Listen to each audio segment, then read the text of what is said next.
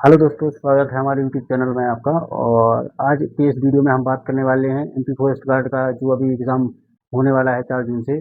और इसकी जानकारी मैं आपको पहले ही दे चुका हूँ। इसके अलावा जो भी बच्चे इसकी तैयारी कर रहे हैं उनके लिए मैं कुछ टॉपिक जैसे अपने जीएस के हैं, मैथ के हैं और हिंदी हो गया, इंग्लिश हो गया और साइंस, ये 5 रहेंगे जो जनरली 100 नंबर के हैं।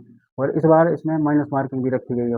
और जीएस की सबसे बड़ी ज़्यादा दिक्कत इसमें जीएस में आती है बच्चों को। तो उसके लिए मैं आपको ये बता सकता हूँ कि कुछ टॉपिक हैं जो पर्टिकुलर जिनको आप तैयार करके कम से कम 15 से 16 क्वेश्चन आप आराम से कर सकते हैं जीएस में।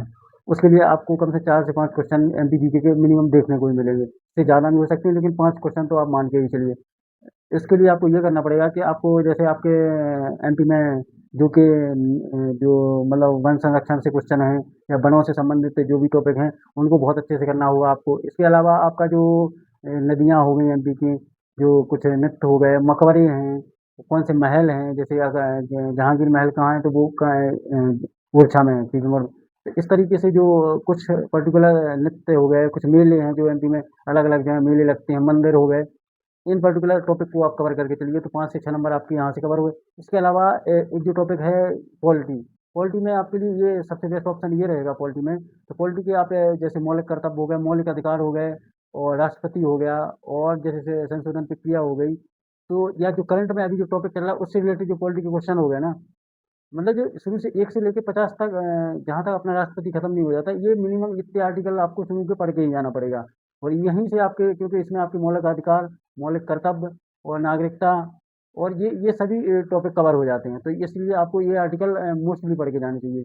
और ये हो गया तो कम से कम आपके 3 से 4 क्वेश्चन पॉलिटी के रहेंगे। इसके अलावा जियोग्राफी के रहेंगे, जो इंडियन जियोग्राफी रहेगी उसके 2 से 3 क्वेश्चन मिनिमम ये हो सकते हैं। तो उसके लिए भी आपको एमपी की नदियाँ और ये नृत्य हो गया और उससे रिलेटेड जो मतलब पर्वत श्रृंखलाएं हो गई या साउथ की कुछ पर्वत हैं, उन पे भी आप थोड़ा सा ध्यान दें तो वो कहीं ना कहीं आपके लिए बहुत अच्छा रहे।